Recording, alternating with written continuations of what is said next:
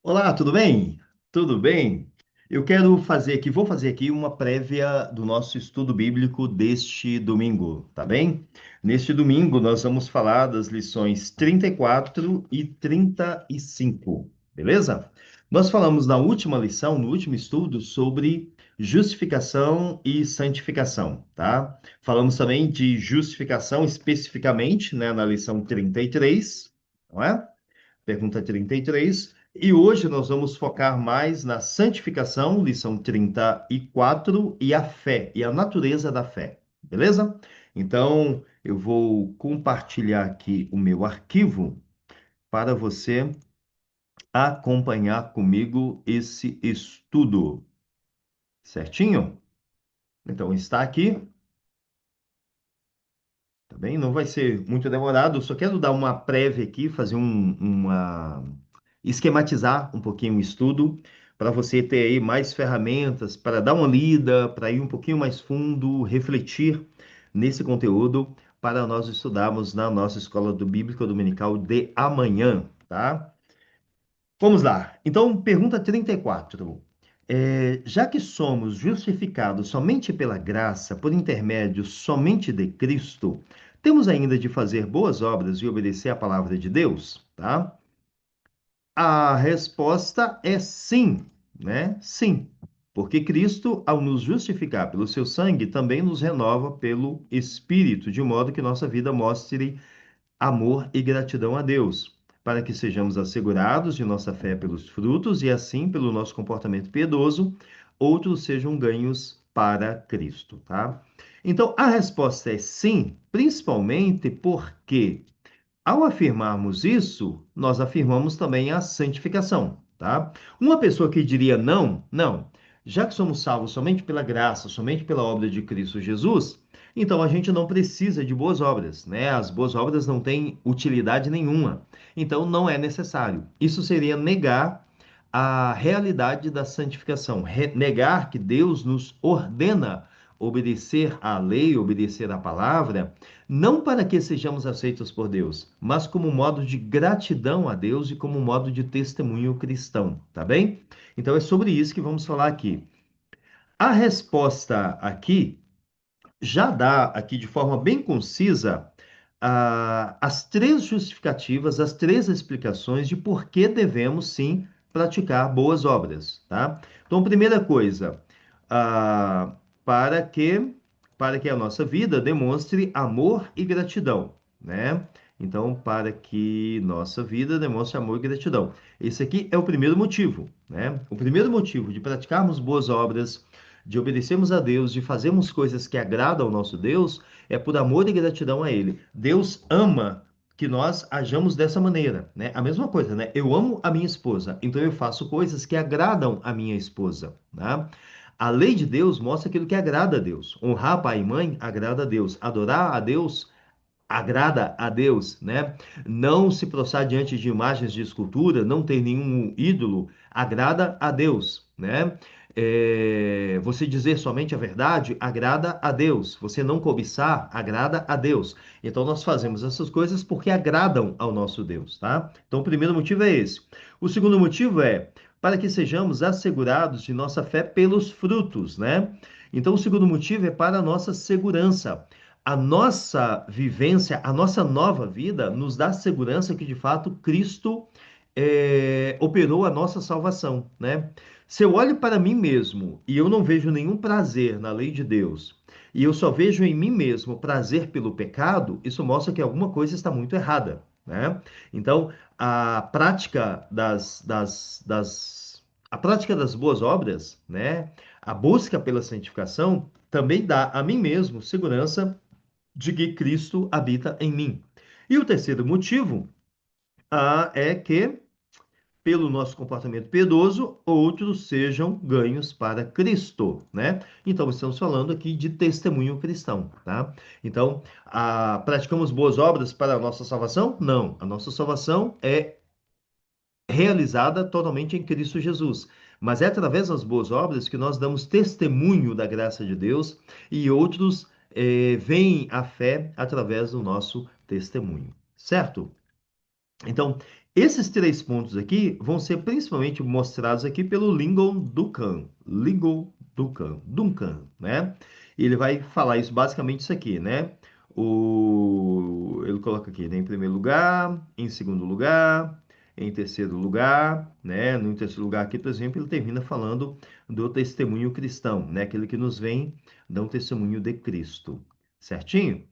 Aí a gente vai aqui para o texto de 1 Pedro 2, 9 a 12, tá? É um texto que você certamente já conhece bem, né? Vós, porém, sois a raça eleita, sacerdócio real, nação santa. O ponto foco, o nosso foco aqui está aqui, né? Por que que somos raça eleita? Para que somos nação santa, né? Uma nação que busca agradar a Deus. Para que sejamos salvos? Não, a fim de proclamardes as virtudes daquele que vos chamou das trevas para a sua maravilhosa luz, né? Então, a função das boas obras é o quê?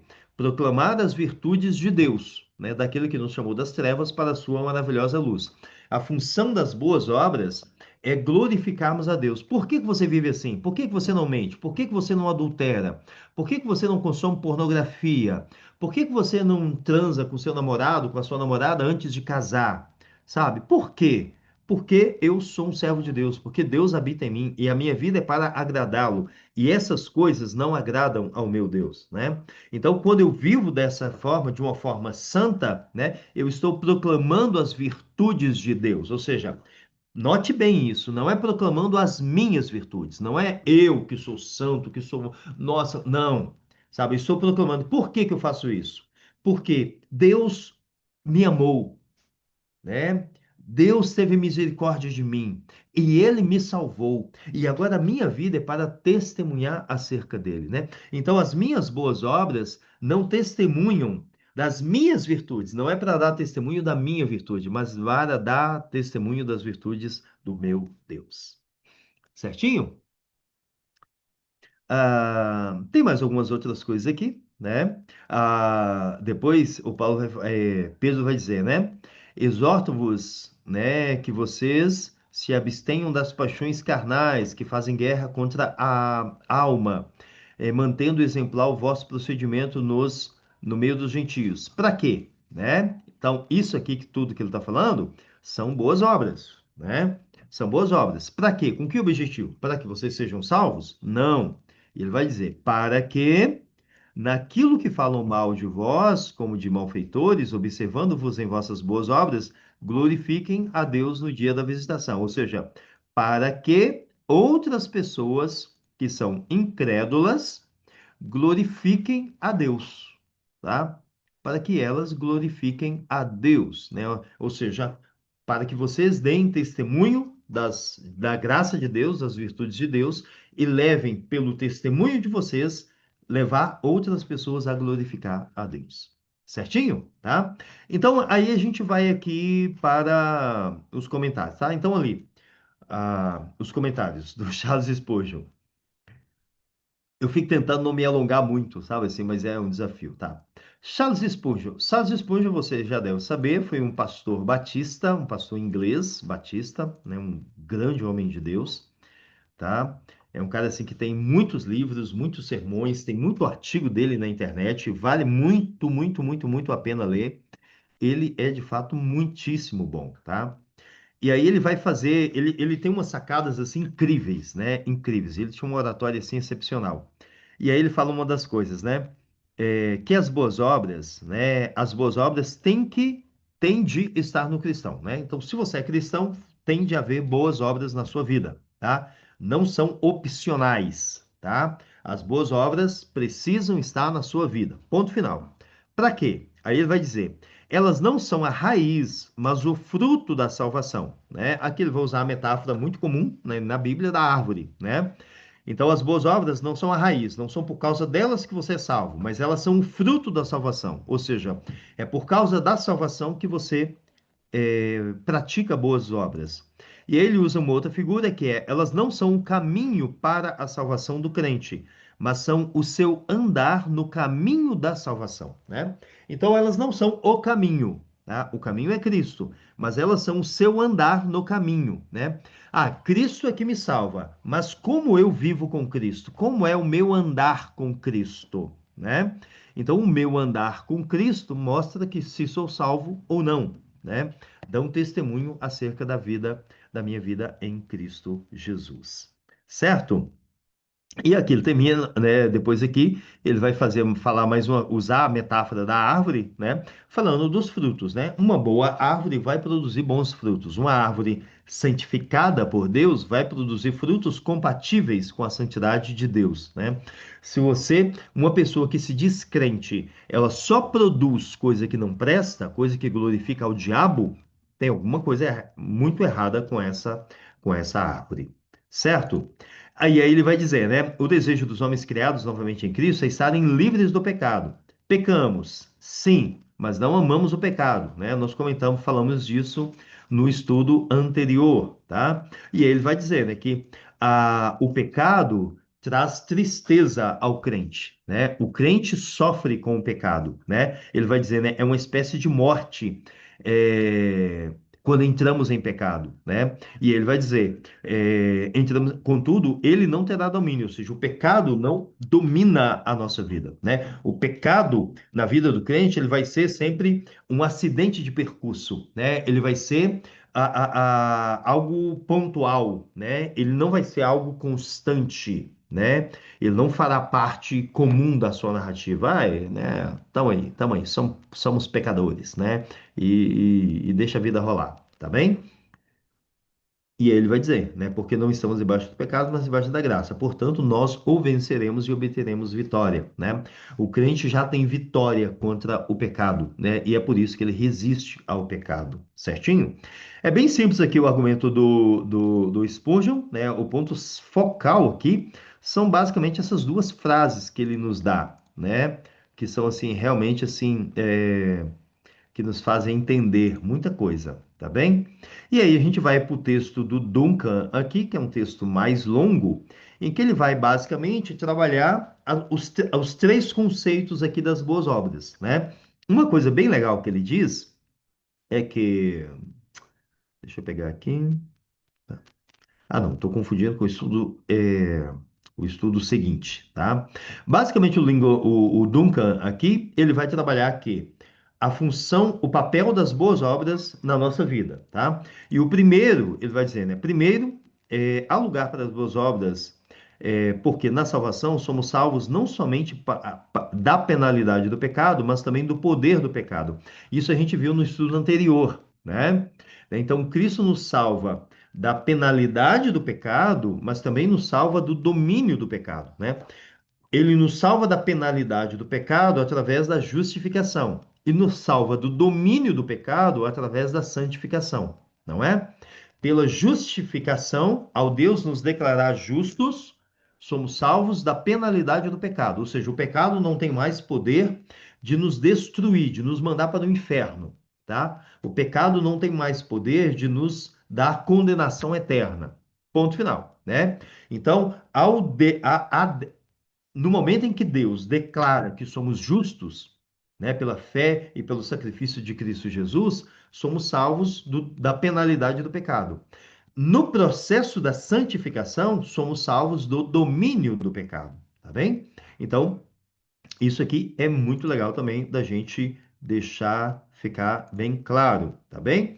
E aí ele vai dizer também que na salvação mediante a obra de Cristo encontramos não somente perdão, mas também transformação, né? Somos feitos novas criaturas para as boas obras, né? Ele vai dizer isso, né? Principalmente, onde mesmo? Aqui, né? Na vida cristã temos a obediência. Toda a obediência é um ato de gratidão a Deus pela graça que ele nos demonstrou em Jesus Cristo. Lembre-se do que Paulo fala em Efésios 2. Porque pela graça sois salvos, mediante a fé, isso não vem de vós, é dom de Deus, não vem de obras, para que nem se glorie. Pois somos feitura dele, criados em Cristo Jesus, para as boas obras. Não é? Para as boas obras, né? Então, as boas obras são um fruto da salvação, né? As boas obras nos conduzem à salvação em Cristo Jesus. Certinho, tá? Então, esse é o primeiro, o primeiro grande papel das boas obras na vida do crente, tá bem? Ah, tá. Aí, basicamente, aqui a gente já deixou bem claro isso. Aí, no segundo ponto aqui que ele vai dizer, as boas obras feitas em fé servem também para nos dar segurança. Isso aqui é bem interessante a gente destacar, né? Aqui, ó. As boas obras feitas em fé servem também para nos dar segurança, tá? Que segurança é essa? Do que ele está falando aqui? Ele está falando assim, imagina, você tá lá incrédulo, vivendo no mundo. Você faz um monte de coisas pecaminosas e elas são normais. Elas são comuns na sua vida, né? Não há nenhum problema em fazer nada delas, né? Então, você comete, você peca e tudo ok, e é vida normal. Então, você faz sexo fora do casamento, você adultera, você consome pornografia, você mente, você fofoca, você inveja, você cobiça. E de boa, tranquilo e tal. Aí você vai e crê em Jesus. Você se converte. Você aceita Cristo Jesus. Você se torna um homem, uma mulher salvo em Cristo Jesus. E a partir de agora, você vive diferente. Os seus valores são outros. E você começa a lutar contra o pecado, tá? Se em um momento você consome pornografia, cara, aquilo ali é cheiro de morte na sua vida. E aquilo ali, cara, você, meu Deus do céu, perdão, Jesus, sabe, me ajuda, me dá vitória contra isso. O que antes era normal, agora é guerra na sua vida, né? Agora é uma batalha na sua vida. É isso que mostra que você de fato é um crente em Cristo Jesus, né? É um crente em Cristo Jesus. Esse critério aqui, ele não serve para os outros, tá? Eu não estou falando que você vê o outro lá cometendo, fazendo boas obras, e isso dá a você a segurança que ele é um salvo, tá? O sentido não é esse, o sentido é para você, tá? Você entende que você é salvo quando você percebe na sua vida uma luta real contra o pecado, tá? Então, isso é importante para a gente considerar aqui, tá? Tá bem? E aí ele vai aplicar o texto em 1 Tessalonicenses 1, 3 a 5, em que Paulo fala isso para a igreja, né? E aqui ele traduz, né, de certa forma, né? Paulo está dizendo essencialmente: eu vejo a obra do Espírito Santo em suas vidas e isso indica que vocês são filhos de Deus, né? Ou seja, eu estou vendo o mover do Espírito Santo de Deus na vida de vocês, né? Porque eu percebo que isso que vocês estão fazendo não é natural, não é? Eu estava conversando com o João Vitor, né, o namorado da Vivi, né? E aí ele falou, né, é que eu percebi que eu precisava buscar a Deus, eu precisava ir para a igreja, né? E eu perguntei para ele, mas foi o seu pai, foi a sua mãe, foi alguém, foi a Vivi, foi alguém que falou que você tinha que ir para a igreja? E ele falou, não, não, eu simplesmente eu entendi isso, eu entendi que eu precisava fazer isso, né? E eu estava falando com ele, se esse é um entendimento que vem de você, você pode ter certeza, é um entendimento que na verdade vem de Deus, né? Porque naturalmente você, né? Por que que um garoto de 15 anos, né, que os pais não vão para a igreja e tal, que a família em grande parte é incrédula, por que que ele teria o desejo de buscar as coisas de Deus? Ninguém naturalmente faz isso, né? Então, você pode olhar para essa pessoa e falar, ó, eu vejo Deus agindo na sua vida, tá? Então, nesse sentido, as nossas boas obras dão testemunho do mover de Deus em nós, tá bem? A nossa luta do pecado contra o pecado mostra que Deus está agindo nas nossas vidas. E é isso que Paulo fala aos Tessalonicenses, no capítulo 1, tá bem? E aqui ele vai resumir, né? Recebemos a segurança na vida cristã quando vemos Deus operando em nós para nos mudar, e isso se expressa em nossa obediência aos mandamentos de Deus, tá? Você percebe isso na sua vida? Você percebe Deus operando em você para te mudar, tá? Aquilo que antes era normal, agora não é mais normal, tá? Você percebe essa mudança na sua vida, tá? Então isso é muito legal também. E o terceiro legal, o terceiro ponto que ele coloca aqui, nós já comentamos também, é que as boas obras, né, servem como testemunho, né? Servem como testemunho cristão, né, na nossa vida, né? Então, através das nossas boas obras, os incrédulos que nos veem dão testemunho a nosso respeito e falam: esse cara mudou, essa menina mudou. Você não é como antes, né? Você não age da mesma forma, da mesma maneira, tá? Então, tudo isso responde à nossa pergunta, né? Temos ainda temos ainda de fazer boas obras e obedecer à palavra de Deus? Sim, tá? Em resumo, sim, por amor e por gratidão ao nosso Deus, sabe? Sim, porque fomos salvos para as boas obras. Sim, porque a prática das boas obras nos dão segurança acerca da nossa própria salvação. E sim, porque as boas obras dão testemunho do nosso Deus. Certo? É isso aí, tá? E assim, tem vários textos aqui e um deles, por exemplo, é Pedro falando, né? Cadê Pedro? Tá. Tá, depois não vou me alongar tanto aqui, tá? Mas Pedro vai falar, né, que somos nação santa, sacerdócio. Eu já falei isso aqui antes, né? Nação santa, sacerdócio real, né? Para o quê? Para proclamar as virtudes daquele que nos chamou. Ao proclamar as virtudes de Deus, damos testemunho acerca do nosso Deus. Certinho? Aí a gente vai para o estudo seguinte, que é o 35, tá? Ok, já ficou claro e bem entendido que somos salvos pela graça por meio da fé. Mas aí a pergunta é: de onde vem essa fé? De onde vem essa fé? Essa fé brota de nós mesmos, no nosso próprio coração? Sim ou não? Tá? Ah, alguns vão dizer que sim, que essa fé é uma resposta natural do homem, tá? À graça de Deus, tá? No entanto, a tradição cristã, em sua esmagadora maioria, vai reconhecer, vai afirmar que essa fé é dom de Deus, tá? Até pelo próprio texto de Efésios 2:8, né? Que vai aparecer aqui no comentário do Mica, né? Quando ele diz, né? Pela graça sois salvos, né? Por meio da fé, e ele vai dizer: Isso não vem de vós. O isso ali se refere a todo o pacote. Não se refere especialmente à salvação e nem especialmente à fé, né? O isso ali é um tutor no grego, né? Que é um pronome neutro, ou seja, ele se refere a toda a frase anterior, tá? Então, o isso não vem de vós. O que que é o isso não vem de vós? É pela graça sois salvos mediante a fé, né? É a salvação mediante a fé que não vem de nós e que é dom de Deus, né? Então por aí se subentende, por aí se entende, na verdade, né, que a fé salvadora, ela é um dom de Deus. E com isso vai colaborar diversos outros textos, tá bem? Deixa eu tirar essa caixinha aqui do local. E agora eu não estou conseguindo. Ah, agora sim. Aqui. Tá? Então, todos os dons que recebemos de Cristo, nós os recebemos por meio do Espírito Santo, inclusive a própria fé. E aí temos o texto de Tito 3, né, 4 e 6, quando, porém, manifestou-se a benignidade de Deus, nosso Salvador, e seu amor para com todos, não por obras de justiça praticadas por nós, né, mas segundo sua misericórdia, ele nos salvou mediante o lavar regenerador e renovador do Espírito, que ele derramou sobre nós ricamente por meio de Jesus Cristo, nosso Salvador, tá?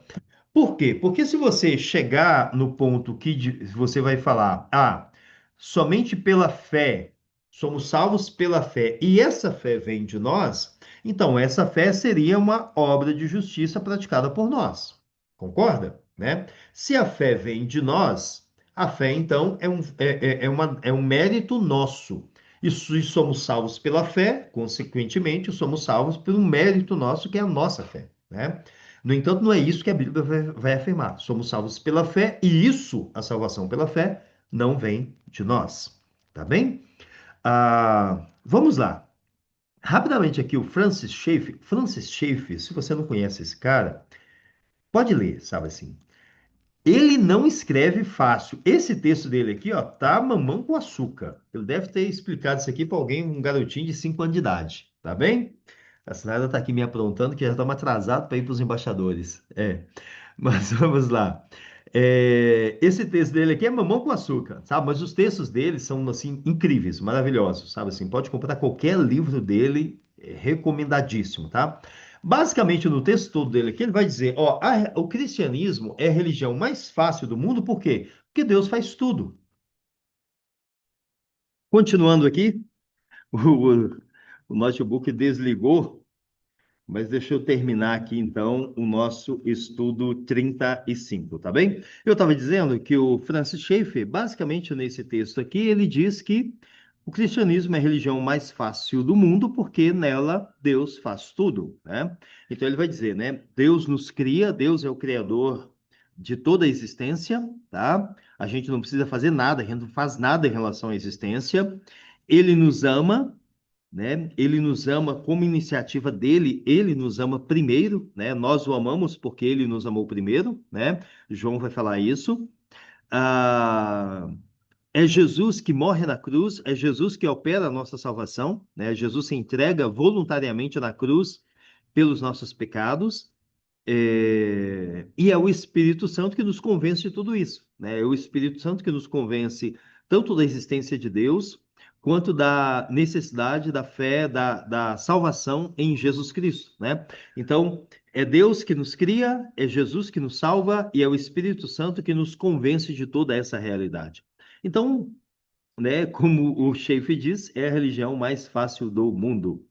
E aí a gente vai para o texto aqui do Mika Edmondson, né? Não sei como é que fala aqui esse nome, né? O Mika, né? Vamos ficar no Mika, tá? Tem um barulhinho aqui porque eu estou na igreja, tá fazendo negócio aqui com as crianças, mas vamos lá. O argumento dele aqui é muito bom, porque assim, primeiro ele sugere a gente fazer a pergunta em retrospectiva, né? Não de onde vem a nossa fé, mas de onde veio a nossa fé, né? Então, a pergunta que ele sugere a gente fazer é essa aqui, né? Como eu, pecador caído, né? Como eu, pecador caído, vou colocar aqui. Como eu, pecador caído, cheguei a amar a Jesus e a crer em seu evangelho, quando tantos outros não fizeram, né? O que que faz de mim diferente, né? O que que faz com que eu, com que você sejamos diferentes? O que que faz com que nós, sendo pecadores, tenhamos crido em Deus, amado a Jesus Cristo, entregado a nossa vida a Ele, quando tantos outros não fizeram, mesmo ouvindo o Evangelho, mesmo compreendendo claramente o Evangelho, tá? E aí, a resposta vai ser de que Deus nos escolheu para isso, tá? Deus nos alcançou para isso, tá? Ele vai dizer aqui, né? Para entender a magnitude disso, antes de compreender o que é a palavra, temos de compreender que a palavra da cruz é loucura para os que se perdem, tá? Paulo vai falar isso, né? Ou seja, isso quer dizer que mesmo uma pessoa compreendendo intelectualmente, racionalmente o evangelho, isso não quer dizer que ela vai crer em Cristo. Por quê? Ao compreender racionalmente o evangelho, esse evangelho para ela é um negócio maluco, é um negócio sem pé nem cabeça, tá? É um negócio que não faz sentido, tá? E não é uma acusação que a pessoa está fazendo. A própria Bíblia diz isso. O evangelho é loucura para os que se perdem, ou seja, para os incrédulos, é uma loucura. Você só vê sentido nisso e só entrega a sua vida a Cristo Jesus, de acordo com esse evangelho, quando é convencido disso pelo Espírito Santo, né? É isso que Jesus vai falar lá em João 14, onde mesmo? João 16, 8 a 11, né? Ele nos dá o Espírito Santo e é o Espírito Santo que nos convence do pecado, da justiça e do juízo, tá? É a operação dele, né? Então a gente tem 1 Coríntios 1,18, que fala que esse evangelho é loucura, naturalmente para as pessoas ele é uma loucura, e temos João 16, a partir do versículo 8, dizendo que é o Espírito Santo que nos convence que essa loucura faz sentido, né? Ou seja, é ele que gera a fé nos nossos corações. Certo? Aí ele vai dizer, né? Continuando aqui. Conforme o evangelho é pregado, o Espírito Santo cria a fé em nossos corações, né? A fé é um dom de Deus. E aí ele continua dizendo o seguinte: primeiro, isso confirma que a nossa salvação é verdadeiramente toda pela fé. Deixa eu ver o que que eu destaquei aqui mais nessa segunda parte, tá bem? Eu destaquei isso aqui, né? Certamente não somos salvos por termos suficiente senso moral e espiritual ou por crermos por nós mesmos, né? No Evangelho, ou por termos sido tão bem catequizados, tá? Embora isso seja importante, como ele vai falar, né? Isso não é isso que nos leva a crermos em Cristo Jesus, tá? A nossa fé não é um senso moral mais elevado, né? Não é que nós já tínhamos alguma espiritualidade, não, sabe? É uma fé que o Espírito opera em nós. Porque senão, mesmo que as pessoas tivessem nos explicado claramente o Evangelho, nós apenas iríamos achar aquilo uma grande loucura, tá? Isso é fundamental. É igual, sei lá, chega uma religião indígena aí para você e o cara explica para você nos mínimos detalhes como que a lua é uma deusa e como que nós devemos fazer oferendas à lua e se nós crermos na lua, a lua vai nos salvar e vai transformar a nossa vida. Sabe? Você fala assim, cara, eu entendo racionalmente o que eu falei, mas isso aí é maluquice, tá? Isso aí é papo de doido, tá? Se não fosse o Espírito Santo, nós entenderíamos dessa forma o Evangelho. Tá bem? Nos parágrafos seguintes, ele coloca aqui: é, se cremos no Evangelho, devemos louvar a Deus por nos dar a graça de crer nele, por nos dar a graça de crer nele. Jesus vai falar isso, né? Ninguém vem ao Pai, ninguém vem a mim se o Pai que me enviou não o trouxer, né?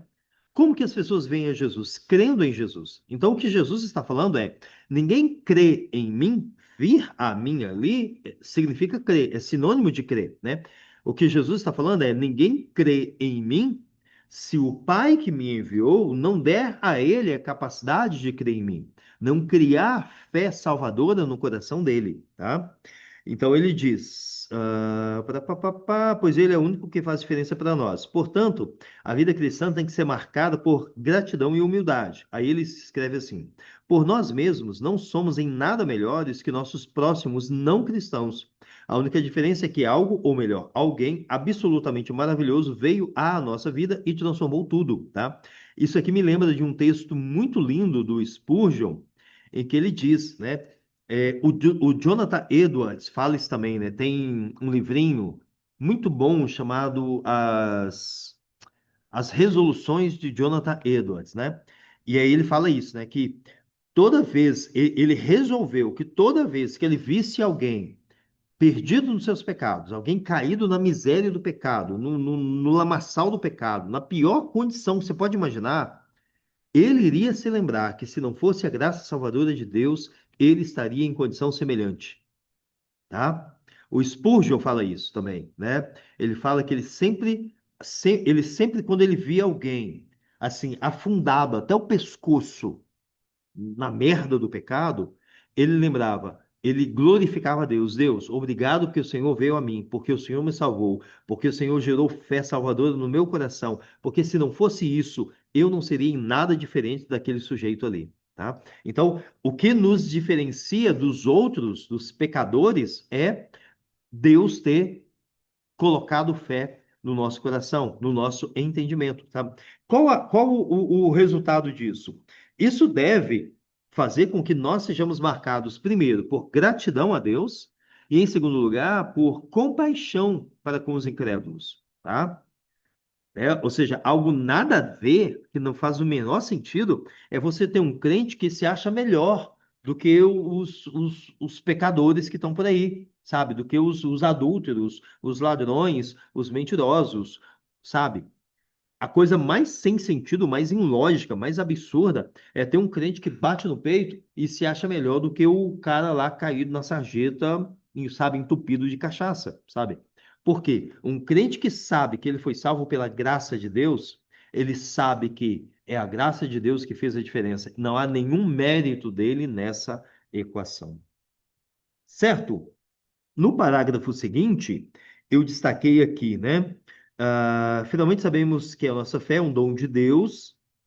Saber que a nossa fé é um dom de Deus muda a forma como vemos o culto público, em especial a pregação do Evangelho, né? Pela proclamação do Evangelho, o cristão, o Cristo ressurreto, apresenta-se em poder salvador e transforma as pessoas para a eternidade, né?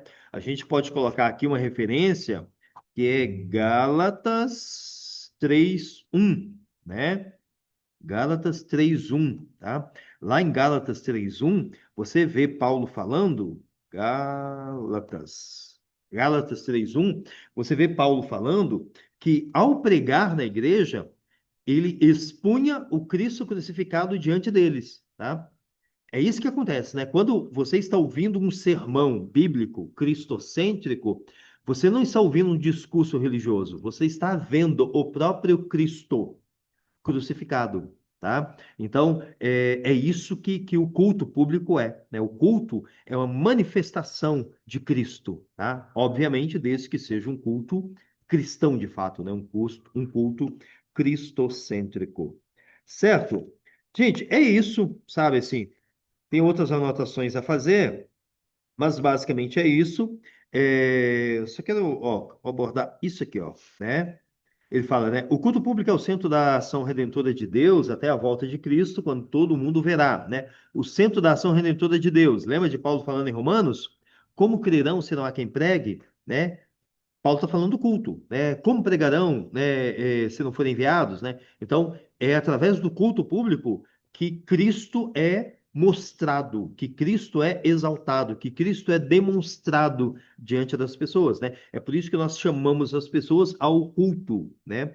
Para que elas possam ver o Cristo crucificado diante dos seus olhos, né?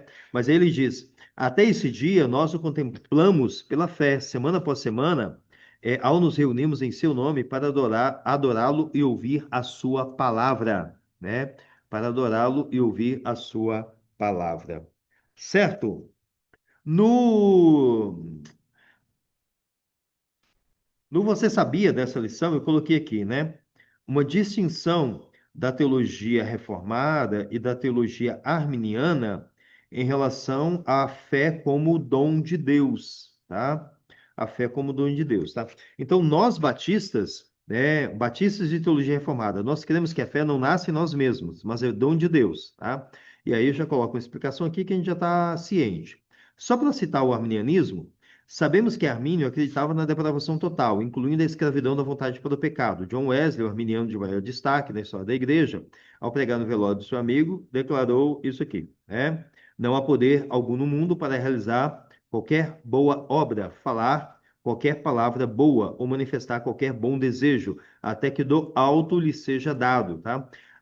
Wesley a gente pode dizer que é o Armínio, que é o arminiano assim de maior destaque, tá? Mas eu coloco aqui, apesar disso, os arminianos afirmam que Deus oferece graça proveniente, tá? Mas a decisão final de crer é do homem. Assim, a fé não é considerada um dom exclusivo, mas uma resposta humana à graça oferecida, tá? Graça proveniente. O que que isso quer dizer? Eu coloquei aqui uma brevíssima explicação no rodapé. No arminianismo, a graça proveniente é a graça de Deus que atua primeiro, capacitando o ser humano a responder ao chamado da salvação, tá? Então, o arminianismo complica bastante a coisa aqui, tá?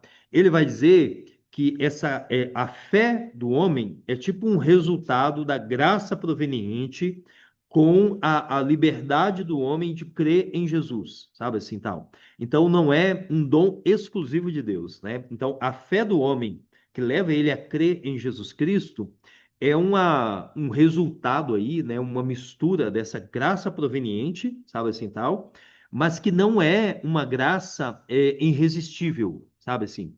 Então, assim, é como se Deus desse ali uma iluminação, sabe assim? Acendesse uma luz fraquinha, sabe assim, tal, mas para todos os homens. Alguns vão ter ali vão ter uma capacidade, vão escolher voluntariamente responder a essa graça proveniente, sabe assim? Então, na teologia arminiana, essa fé aí essa fé que nos leva a crer em Jesus não é algo exclusivamente de Deus, sabe? E daí vem uma diferença, que eu já não queria me alongar muito, mas é do monergismo e sinergismo, né? Sinergia é uma palavra que a gente conhece mais. O que que é sinergia? É quando duas coisas atuam em conjunto para chegar a um resultado, né? Então, o arminianismo, ele é sinergista. Ele pensa na ação de Deus, agindo junto com a ação do homem, que leva à salvação, tá? A fé reformada, a teologia tradicional batista, o calvinismo, é tudo monergismo, monergista, ou seja, mono é de um só, né? É a ação, enquanto sinergia é a ação de duas coisas ou de duas pessoas, monergia ou monergismo é a ação de um só, tá? Então nós cremos que a salvação, ela é monergista, ela é resultado exclusivamente da ação do nosso Deus que opera em nós essa salvação. Certinho? Ficou um pouquinho mais longo do que eu queria, mas é isso aí, tá? Coloca aí no YouTube para ouvir em um e-mail, tá bem? E faça aí as suas reflexões, pense profundamente a esse respeito, folheie a sua Bíblia, marque na sua revista outros textos bíblicos, eu listei alguns aqui, marque outros textos bíblicos para a gente conseguir mergulhar um pouquinho mais fundo nesse assunto, tá bem? Um abraço, que Deus te abençoe.